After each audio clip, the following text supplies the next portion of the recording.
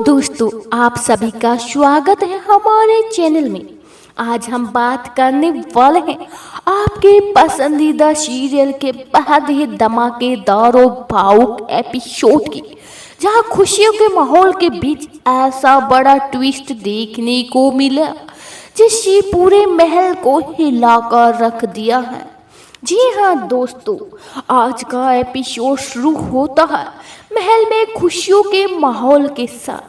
रिमझिम और समीर बना बहुत ही खुश नजर आते हैं क्योंकि 2 सालों के लंबे इंतजार के बाद आखिरकार प्रतीक चाचा जी महल में वापस लौट आए हैं। पूरे परिवार की आंखों में खुशी के आंसू है। हर कोई प्रतीक चाचा जी का स्वागत करता है और उनके वापस आने की खुशी में एक छोटा सा समारोह भी रखने का फैसला किया जाता है।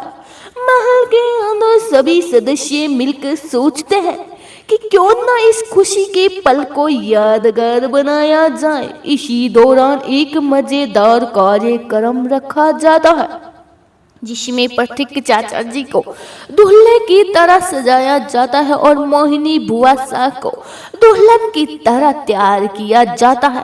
सभी हंसी मजाक और खुशी के माहौल में डूबे हुए होते हैं, लेकिन किसी ने भी नहीं सोचा था कि अगले ही पल में ऐसा विस्फोट खुलासा होने वाला है जो सबकी खुशियों को मातम में बदल देगा। जैसे ही वरमाला की रस्म शुरू होने वाली होती है कि अचानक ही प्रतीक चाचा जी का गुस्सा फूट पड़ता है।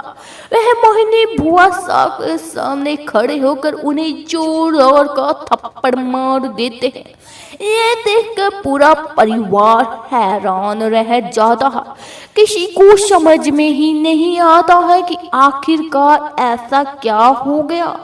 इसके बाद प्रतीक चाचा जी एक ऐसा सच बताते हैं जिसे सुनकर हर किसी के पैरों तले जमीन खिसक जाती है।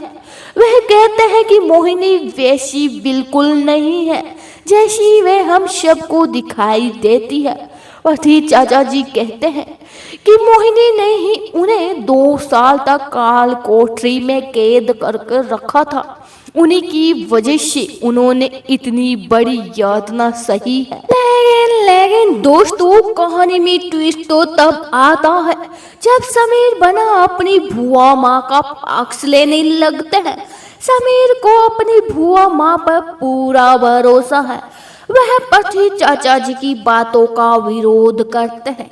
यह सुनकर प्रतीक चाचा जी और ज्यादा भड़क जाते हैं और गुस्से में समीर बन्ना को भी थप्पड़ मार देते हैं। समीर के साथ ऐसा होता देख रिमझिम बीच में आ जाती है। वह प्रतीक चाचा जी को समझाने की कोशिश करती है कि शायद कोई गलतफहमी हुई है, लेकिन प्रतीक चाचा जी हैं कि किसी की बात को सुनने को भी तैयार नहीं होते हैं। उनका गुस्सा तो 7वें आसमान पर होता है। इसके बाद उन्हें पता चलता है कि रिमझिम और समीर बना की शादी हो चुकी है। ये सुनकर प्रतीक चाचा जी और ज्यादा नाराज हो जाते हैं।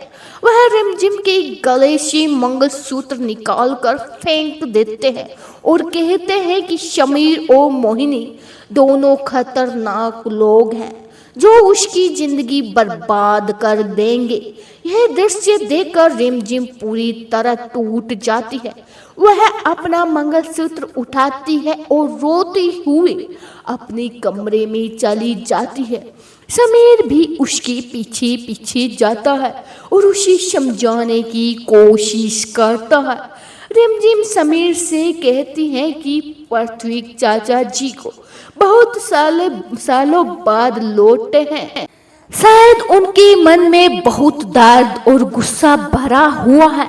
वह विश्वास जानती है कि एक दिन सब कुछ ठीक हो जाएगा। वह प्रतीक चाचा जी को जरूर समझा लेगी।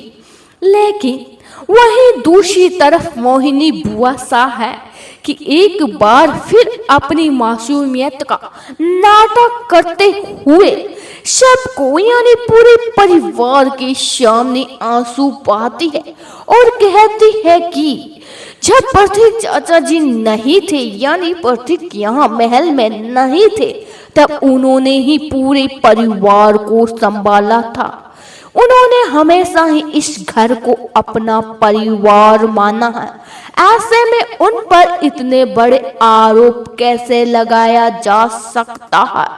लेकिन मोहिनी की बातें सुनकर परिवार के कई सदस्य फिर से उसके पक्ष में दिखाई देने लगते हैं, क्योंकि प्रतीक चाचा जी के पास ऐसा कोई सबूत नहीं है। अपने आरोपों को साबित करने के लिए कोई सबूत नहीं है। यही वजह है कि उनकी बातों पर कोई पूरी तरह से विश्वास नहीं कर पा रहा है। लेकिन दोस्तों, प्रतीक चाचा जी को मोहिनी की असलियत का पूरा सच पता चल चुका है। वह जानते हैं कि उनके साथ जो कुछ भी हुआ है उनके पीछे कौन जिम्मेदार है। अब ये सवाल है कि क्या प्रतीक चाचा जी को कोई सबूत मिलेगा? क्या वह मोहिनी बुआ सा का सच पूरे परिवार के सामने ला पाएंगे? क्या समीर बना और रिमझिम को सच्चाई का पता चलेगा?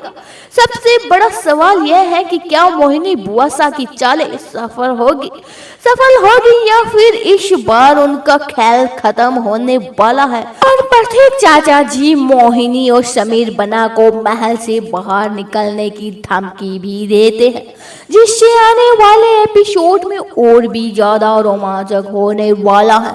दोस्तों, आपको क्या लगता है? क्या प्रतीक चाचा जी सच बोल रहे हैं? जी हाँ, सच तो बोल ही रहे हैं, या फिर मोहिनी बुआ का निर्दोष है? अपनी राय कमेंट में जरूर बताएगा। अगर आपको ये अपडेट पसंद आई है तो वीडियो को लाइक करें, चैनल को सब्सक्राइब करें और वीडियो को ज्यादा से ज्यादा शेयर भी करें। जय श्री कृष्णा, राधे राधे।